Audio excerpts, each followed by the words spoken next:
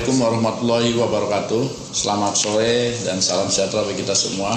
Kepada seluruh jajaran kantor wilayah BPN Provinsi DKI Jakarta, saya Kak Kanwil BPN Provinsi DKI Jakarta ingin memberikan arahan-arahan bagaimana strategi percepatan pendaftaran tanah sistematik lengkap yang menjadi target 332.655 bidang tahun 2018, yang selanjutnya bahwa sisa atau tahun 2019 target DKI adalah DKI lengkap seluruh bidang tanah terdaftar.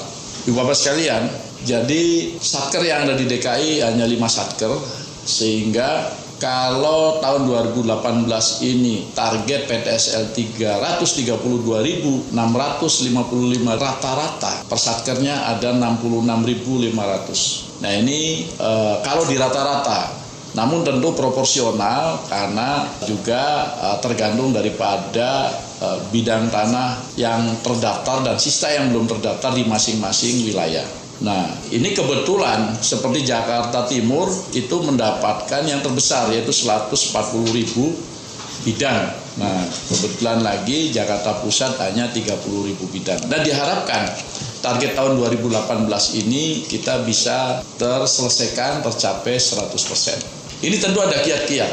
Pendaftaran sistematik lengkap ini, dasar hukumnya tentu pasal 19 Undang-Undang Pokok Agraria, yaitu bahwa untuk menjamin kepastian hukum hak atas tanah oleh pemerintah diadakan pendaftaran tanah di seluruh wilayah Republik Indonesia oleh pemerintah. Nah, kegiatannya dan meliputi pengukuran, pemetaan, pembukuan tanah, pendaftaran hak atas tanah tersebut, kemudian pemeliharaan datanya, artinya peralihannya, dan pemberian surat tanda bukti hak sebagai alat pembuktian yang kuat, yaitu sertifikat. Nah, ini target yang besar ini khusus di DKI tentu tidak akan bisa terselesaikan tanpa bekerja sama dengan pihak lain. Siapa pihak lain itu? Yaitu tentu pemerintah daerah dan masyarakatnya berpartisipasi. Nah, ini khusus DKI kita lakukan inovasi-inovasi di dalam mewujudkan tercapainya target. Yang itu pertama, inovasi di dalam internal, yaitu menggunakan aplikasi-aplikasi pengukuran terkini, termodern, yaitu kebetulan ada dari adik-adik STPN ini membuat aplikasi yang namanya Smart PTSL. Nah, ini Smart PTSL ini untuk kondisi karakter bidang-bidang tanah yang ada di DKI ini sangat cocok sekali, karena di dalam pengambilan data cukup dengan menggunakan alat ukur yang sederhana, yaitu midband, meteran, dan bisa dilakukan oleh masyarakat di dalam partisipasinya. Nah, jadi masyarakat diajari sebenarnya bisa untuk membaca meteran, panjangnya berapa, lebarnya berapa. Nah, tentu akan dipandu dengan juru ukur yang ada. Nah, ini dengan partisipasi masyarakat, dengan aplikasi Smart PTSL, satu hari ketika semuanya berkumpul, masyarakat, tanda batas sudah terpasang, itu bahkan bisa sampai 100 bidang. Nah, yang lebih menguntungkan lagi, bahwa aplikasi ini ketika sudah dapat data lapangan, langsung diproses oleh aplikasi itu, sorenya malamnya sudah menjadi peta blok atau peta bidang yang bisa diumumkan atau diberikan untuk diverifikasi pada masyarakatnya. Nah, dalam bentuk peta blok 1 RT misalnya, itu ya tergantung kemampuan di dalam satu hari itu kita mengukur. Nah, itulah kira-kira salah satu inovasi bagaimana mempercepat capaian pendaftaran sistematik lengkap. Kemudian di samping itu juga kita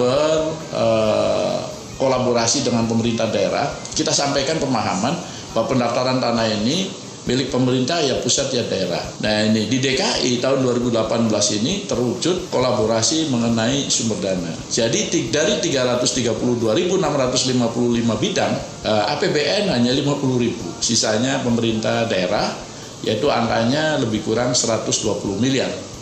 Nah, kemudian untuk 2019 itu sisa bidang tanah yang belum terdaftar kira-kira sekitar 250 ribuan, tepatnya 243.000. Nah, APBN-nya disediakan 200.000 bidang, kemudian sisanya 43.000 bidang atau pembulat katakan 50.000 bidang dengan dukungan lainnya, pengadaan base camp dan lain-lain.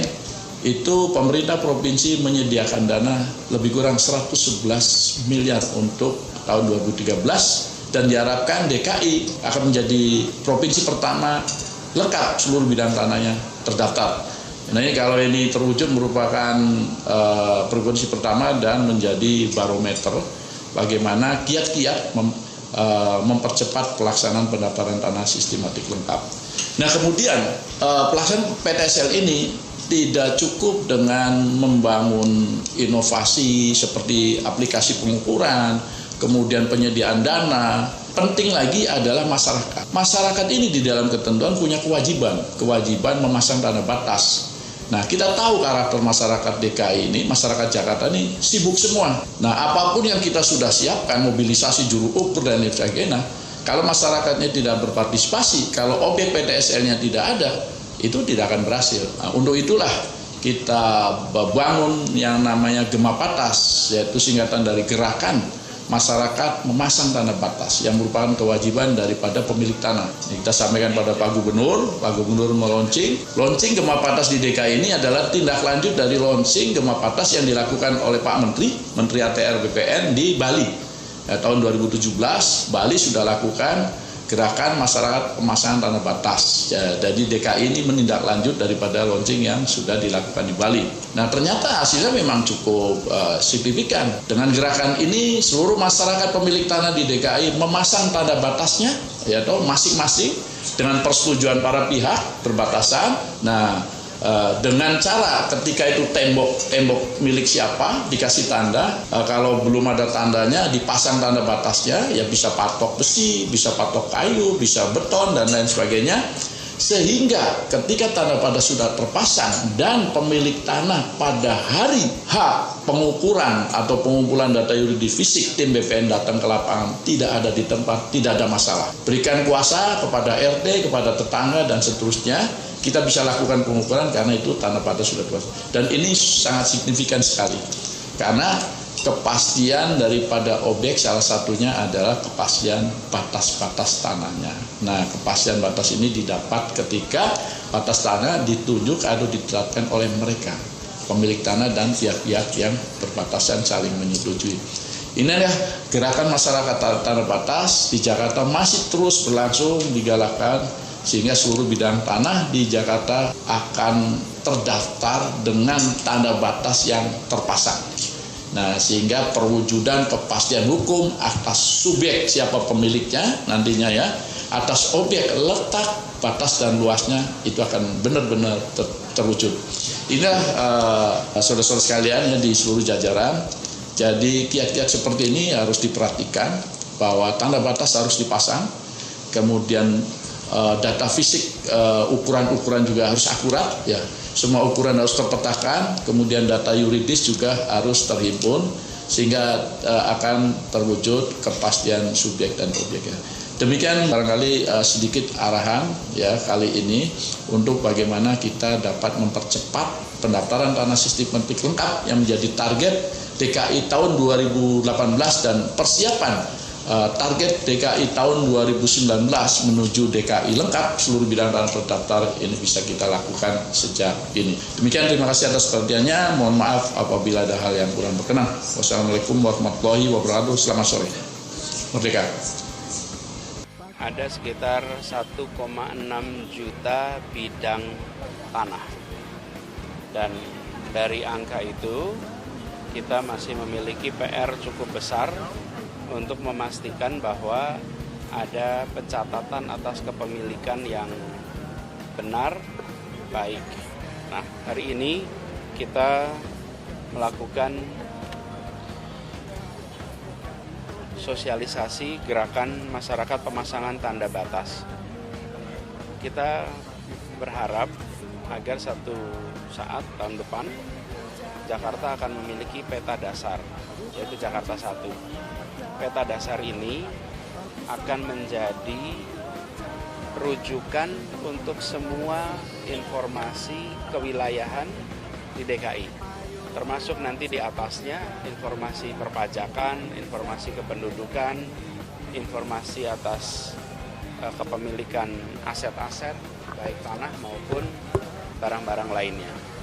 Nah, program untuk menyusun Jakarta 1 ini sudah kita jalankan, tapi salah satu masalah utamanya adalah pencatatan ukuran-ukuran bidang tanahnya. Hari ini kita bersama dengan BPN wilayah DKI Jakarta bersama-sama meluncurkan program ini. Kita menghadapi kendala di lapangan di dalam pengukuran, BPN terutama. BPN mengalami kendala karena kalau datang ke lokasi tanah-tanah yang belum tercatat, di sana belum tentu menemui pemiliknya. Karena itu sekarang bersama dengan para wali kota, camat, lurah, kemudian RT, RW nanti bergerak untuk masyarakat memberikan tanda batas di lahan mereka sendiri. Dengan begitu ketika petugas datang, petugas bisa langsung melakukan eksekusi. Pemprov DKI mengalokasikan 120 miliar untuk nanti program sertifikasinya. Tapi sertifikasi ini hanya bisa berjalan jika data-data tentang tanahnya itu lengkap. Dan salah satu datanya adalah ukurannya. Dan itulah sebabnya hari ini kita luncurkan dan diharapkan nanti dari program ini yang tadi kita alokasikan 120 miliar, maka akan ada 282.000 bidang tanah milik masyarakat yang akan tercover lewat program ini. Nah, menurut catatan tadi disampaikan bahwa sesudah ini tuntas, maka seluruh tanah masyarakat tidak ada lagi yang tidak bersertifikat dan tidak ada lagi yang proses pengukurannya bermasalah. Nah, ini kita mengharapkan dukungan dari seluruh masyarakat, manfaatkan kesempatan ini untuk bisa mencatatkan lahannya, pasang tanda-tanda batasnya, variasinya sudah banyak, dan nanti BPN bisa melakukan pengukuran. Tadi saya sempat lihat cara bekerjanya, dan menarik sekali dengan teknologi, maka sekali tanda batas itu tercatat, maka dia akan seterusnya berada dalam sistem, dan insya Allah informasi di Jakarta juga bisa lebih lengkap. Pak Jaya, silakan Pak Jaya. Ya. Saya kira saya atas nama pemerintah pusat, Kementerian Agraria dan Tata Ruang, Badan Pertanahan Nasional mengucapkan terima kasih kepada pemerintah provinsi yang telah membantu percepatan pendaftaran tanah di seluruh wilayah DKI. Nah, tahun ini 332.655.000 mendapat bantuan tadi lebih kurang 120 miliar. Itu diharapkan selesai semua dan tahun depan terakhir seluruh bidang tanah di DKI terdaftar. Nah, sejalan dengan keinginan Pemprov DKI bahwa tahun 2019 Jakarta menuju satu peta. Nah, ini saya kira baik sekali karena seluruhnya akan terjamin kepastian tertib administrasinya, kepastian hukumnya, kepastian penggunaannya, dan lingkungan hidupnya. Saya kira itu.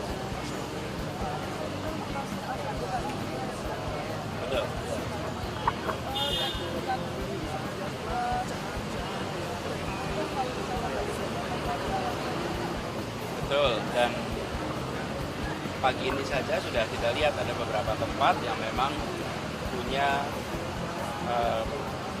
masalah status kepemilikan. Jadi langkah ini harus dilakukan supaya penataan aset kita bisa lebih baik.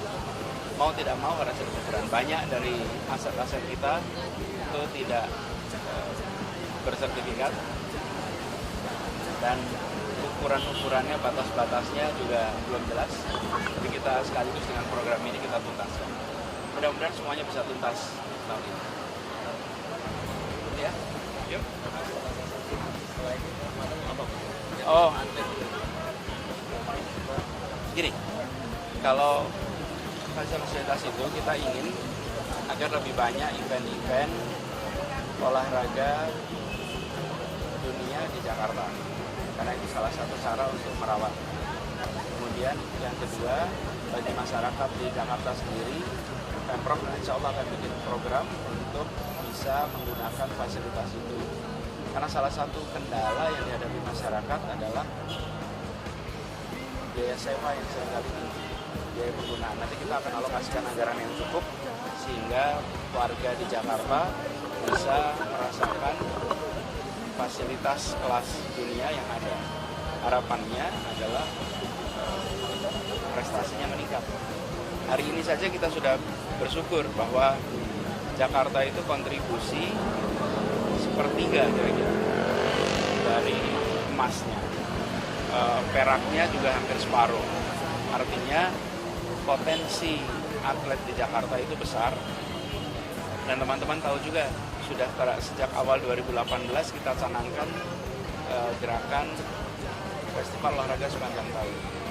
Tujuannya adalah meningkatkan interaksi antar warga, kebersamaan, tapi juga bibit-bibit atlet yang potensial itu bisa terfasilitasi. Jika klub-klub yang ada di Jakarta bisa memanfaatkan fasilitas yang baik ini, harapannya klub-klub ini pembinaannya bisa lebih baik. Dan di situ insya Allah nanti Pemprov di anggaran 2019 kita akan alokasikan supaya bisa dimanfaatkan oleh klub-klub di Jakarta. Keberlanjutan Wisma Atlet sendiri kabarnya bagaimana Pak? Apakah akan dijadikan atau bagaimana? Ini saya nanti akan bicara yang tenang dengan Pak Menteri dulu, baru nanti menyampaikan pernyataan ke depan supaya kita sinkron dulu. Karena itu secara aset adalah asetnya masih aset pusat. Jadi jangan buru-buru. Saya akan bukan buru-buru, jangan berbicara sepihak. Saya akan bicara dulu dengan pemerintah pusat. Dari situ kita tentukan program. Karena lokasinya di Jakarta, tentu yang memanfaatkan adalah warga yang tinggal di sekitar Jakarta. Belum tahu. Saya tidak mau bicara sepihak. Jangan sampai kita belum mengecek pada rencana pemerintah pusat sebagai pemilik aset yang sah hari ini, lalu kita membuat perencanaan yang terpisah. Kita duduk sama-sama. Kemarin juga kerjanya sama-sama.